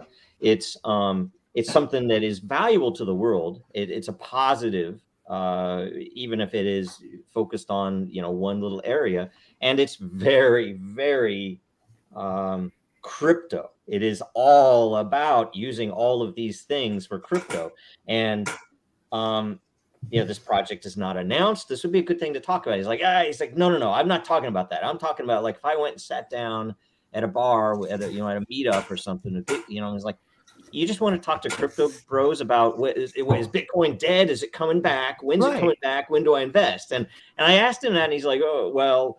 No, but that's what he was wanting. It's hard to get away from that. It's almost impossible sometimes. And it's poisoned our well to a certain degree. Yes. I went back and forth with this guy that a lot of people listen to. We were just back and forth in my DMs on Twitter, and all I was trying to do was get him to stop shitting on things that aren't doing what he's doing, that aren't doing what Bitcoin's doing. You know what I mean? Right. It's like, great, you're competitive. But these things that you're talking shit about are not even trying to do what Bitcoin's doing. They're trying to do something completely different that isn't even money at all. Well, as a rule, man, it was Bitcoin Tina, if you know the personality. Maximalism, sexism, racism, they share a lot of traits, man. Yeah, and Bitcoin Tina said money's enough. That's all he cares about. He said money's enough. Like, fix the money, fix the world. And that's all I care to think about. And nobody's allowed to do anything else with blockchain or cryptocurrency except money. Which is bullshit. And I was just like, bro, you're this like idealist personality. To me, that's saying, like you said, there's nothing else wrong with the world. I got in the same argument with a Bitcoin maximalist person. I was like, so you're saying that, contracts, there's nothing wrong. Like, I can tell you, I've been in contracts and that things have gone wrong. I mean, you're saying that money. That the court systems are flawless. Right. You're saying there's so many other, it's all money. Wow. It's all the same problem. Anyway, it's the problem of trust. Trust is broken. That's the thing that bothers me, is that it's really about trust being broken. Well, we've at least demonstrated that more and more every time something explodes and melts down, because it was built on the very thing we were trying to get rid of. Yep. I can only hope that either people are going to run away who don't really care, or they're going to be like educated right. by and run all you want, because it's coming for you, whether or not you turn your face to it. Right. Ultimately, the system is going to have what the system is going to have, and you can either be at the table or you can be on the menu. And if you're thinking the problem is just money, then you are on the menu for everything else. Yep. Cool. Well, let's. What do you say we cut it there? We're at time, and that is all the questions we've gotten through. That was a really good discussion. I hope we didn't like lose too many people, but I love diving into technical details of stuff like that. So it's fun. That was great for me. Yep. And if anybody has any questions left over from that, like, let's keep talking about it. Let's bring any of those specific things back up in topics for future episodes. We can go drill down to the bottom of the rabbit hole until we get to the first principles, and when we get there, we'll have some answers everybody can comprehend. So like if you heard us talking about something today, you'd understand, write it down, put it in a question. We'll put it in a topic suggestion for a future episode, and we'll go deeper. We're really close to that vote passing, by the way. So yeah. Oh, cool. Yeah. Thanks for everybody voting on that for sure. Let's see. Cool. So thank you. 49.66%. How many? 49.6. Yep. We need somebody else who has a lot to go in there and vote. You don't have to vote yes. You can vote no if you want. But Yeah, totally. Yeah. The way that works is as soon as it gets over 50, then it resolves. Like, or if there's nobody else that, if there's nobody else that can possibly sway it after that, it'll pass. Yeah, we should have waited until after this episode to throw our votes in. Then we could have just pushed it. Cool. So thanks all the hosts for hosting, for being here. Really appreciate the conversation today. Where can people follow you, and do you have any updates for you? Let's go to our friend Satoshi Sean first, and then we'll go Lisa, Greg, Joe, and then I'll be the last one standing. You can follow Satoshi Sean on YouTube and Twitter and Instagram and all that. Probably do the crypto meme review this weekend. That's about it. Thank you. Keeping it I short do love and sweet. memes. I do love memes. So that's something. You I'll can send me do. the memes on Twitter or Instagram, Telegram, any of the grams. And I put a couple in the memes layer, Sean, that I think would be good for this week. Okay, I'll check it out, and then I'll shout you out on the show. Feel free to post the best ones over to the memes layer. I usually scrape them from Biz or something, so we all have different sources. Still, the best one is that metaverse in real life. That was pretty good. Yeah, I think about that all the time, man. That reminded me of there's this YouTuber, I guess, who does like real life NPC person, where they're like what you would look like. It's just live action, video game characters look like. It reminded me of that basically, but it wasn't planned. It was just how it was. Yeah. Awesome. So Lisa, how about yourself? Do you have any updates for us, and where can people follow you? You can find me on Twitter and on Den Social at Lisa Mighty Davis, and in the Mighty Lair on Den Social. And I've been posting a little bit in the conspiracy theory layers. Of course, that's anonymous, so you don't know which one's me. Well, now I know. But Nice. yeah, All right. That's been fun poking around in there and contributing there. And then I've got my show every weekday, 5:00 Central. And we've got more. We had another episode, the part 3 of the Amicus, unpacking the Amicus for the Very DAO. So you can go to the Very DAO YouTube channel and watch that. And we had a recent interview with Nick Morgan from ICANN. And 5 Central or 4 Central? 5 Eastern. I'm sorry, 4 Central. Thank you, Sean.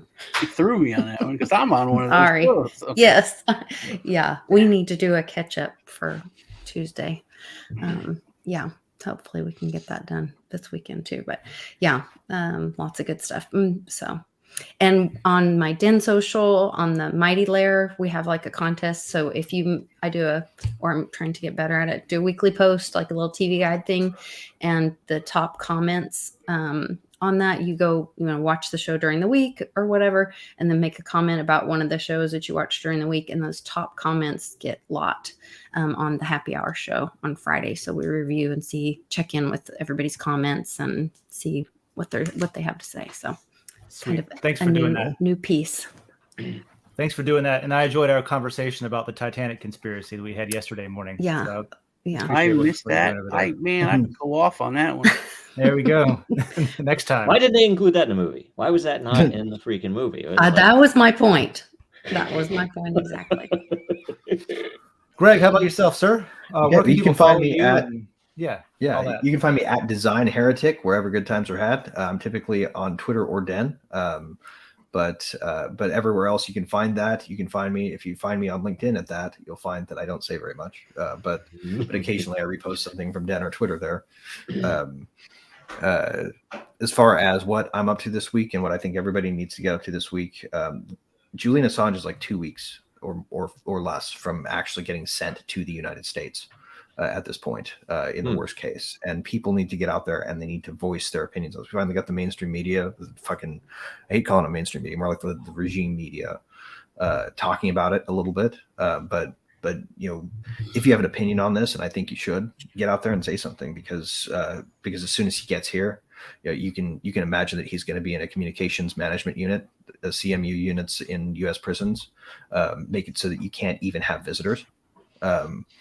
He's going to be put through the kind of hell that very few human beings get to ever experience. And if we don't get that stopped, then that's going to happen to him. And he's going to be the test case for every single journalist they want to silence going forward. So get out there right now and say something because it's almost too late.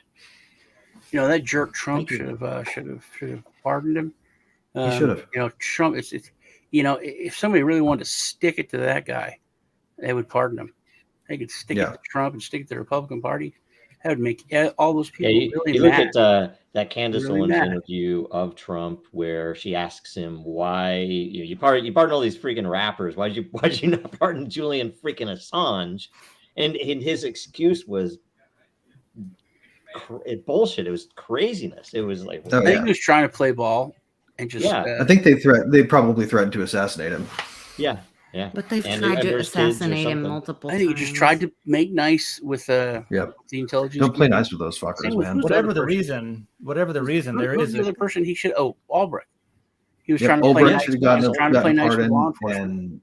and Snowden should have gotten a pardon. Whatever the reason, there is a pretty obvious unspoken reason for there's war on the cyberpunks. I was trying to use reverse psychology in order to make it seem like, hey, you could really stick it to them. Well, whatever your reason is, go for it.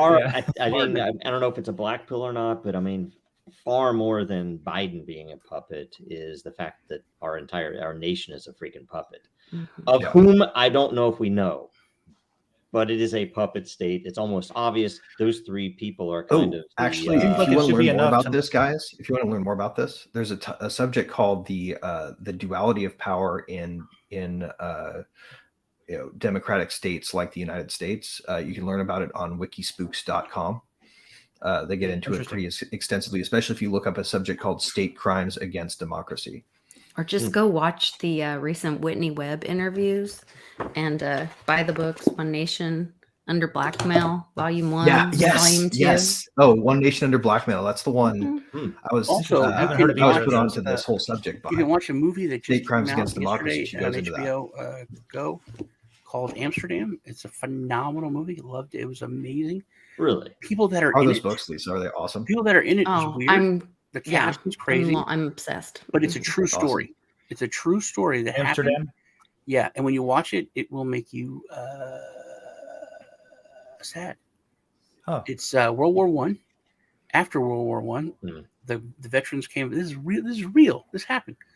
I'll watch this. It came back, and then there was a conspiracy to turn. This is pre-Hitler, to turn the United States into Mussolini and Hitler using the veterans that came back. And interesting. It really happened. Interesting. What is I would this be called? interested. I don't know anything Amsterdam. about that. Yeah. I texted it to you last night. We watched it for family night. It was shocking to me, the similarities between then and now. I just got the video about John, send me Ashton those. Kutcher or whatever. And the only thing that stopped it was when they it was called the Council of Defunct, Council of Five, and they approached this general and they were trying to get him to do the speech, and then these veterans, Batman and ironically, Harley Quinn and their friend. They're vets. They went to the general, and then they uncovered this. It's Mike Myers is in it. It's the cast is crazy, but it's a really hilarious, good, well written movie. But the fact that it actually happened, and in the end, it has the general giving a speech before Congress after he exposed all these titans of industry, all the Jeff Bezoses, and all these people. They tried to do this before, and they almost succeeded, but they were stopped. Well, that is a 5-star review if I ever heard one. Yeah. Shout out to Amsterdam on HBO Go. Sounds like I'll be watching that and seeing what that's about. Yep.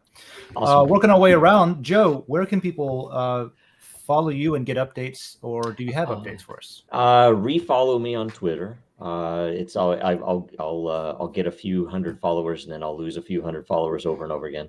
Unfollow me on LinkedIn. I think I'm going to withdraw from LinkedIn. I'm just it's the most unused social media platform. I'm sure my Facebook profile is public again. Every 6 months or so, it goes back to public so that people can see all my political posts and stuff without me actually doing that. And then I'm Joe on den.social, where it probably matters most. And let's see here, updates. There's probably a good discussion on the DenDAO call this afternoon. I have at least one thing that to bring up that I'm trying. I guess we're trying to figure out if we should make the formal proposal to make the automated change for some of the things that seem to have been working to counteract some of the, brigading attacks that some have experienced in the economy. And gosh, there's a couple of projects that we're working on.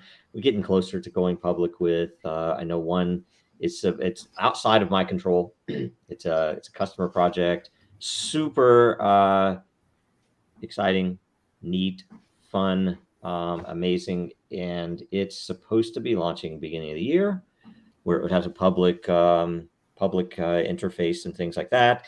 And then there's another project that we're working on that's my personally favorite project ever, that we're getting finally further along in code and a couple of partnerships and things in place to roll out. So I think I know which one you're talking about. Yeah. So that's it. I think that's it. Make sure go read WikiLeaks. Because Greg forgot to say that, and don't be tribal. I love it. Thank you, Joe. My name is Dave. I introduced myself in a way that I didn't at the beginning of this episode as a U.S. Navy veteran.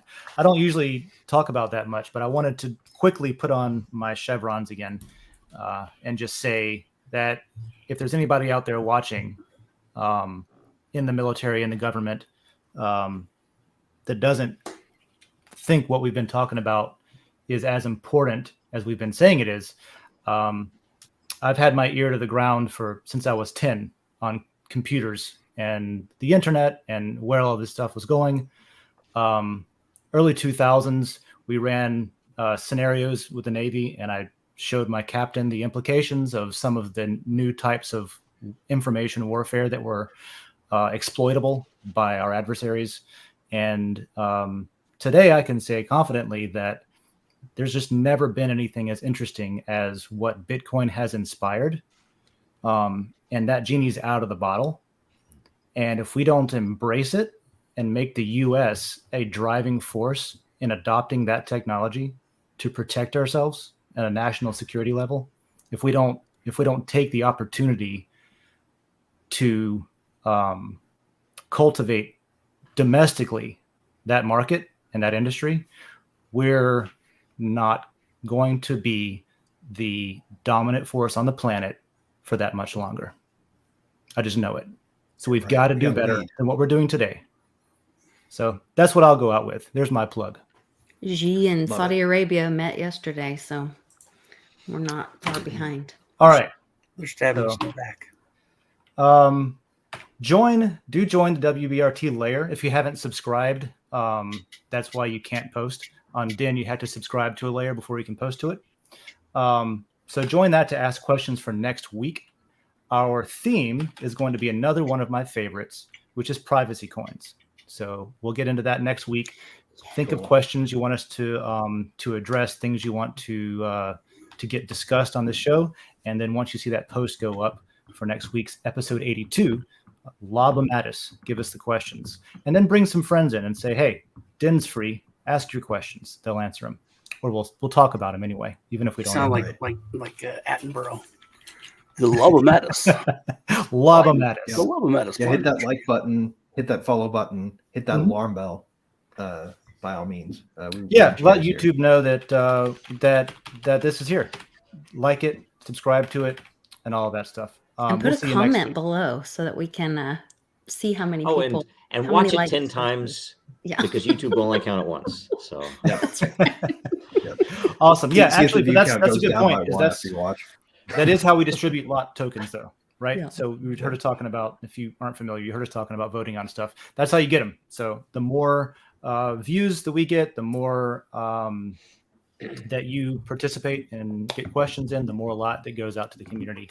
And that's how we do it. And that's all I've got. Thanks, everybody. Have a good one. Cool. See you next week. While nuclear weapons states can exert unlimited violence over even millions of individuals, strong cryptography means that a state, even by exercising unlimited violence, cannot violate the intent of individuals to keep secrets from them. Cryptography is the ultimate form of non-violent direct action.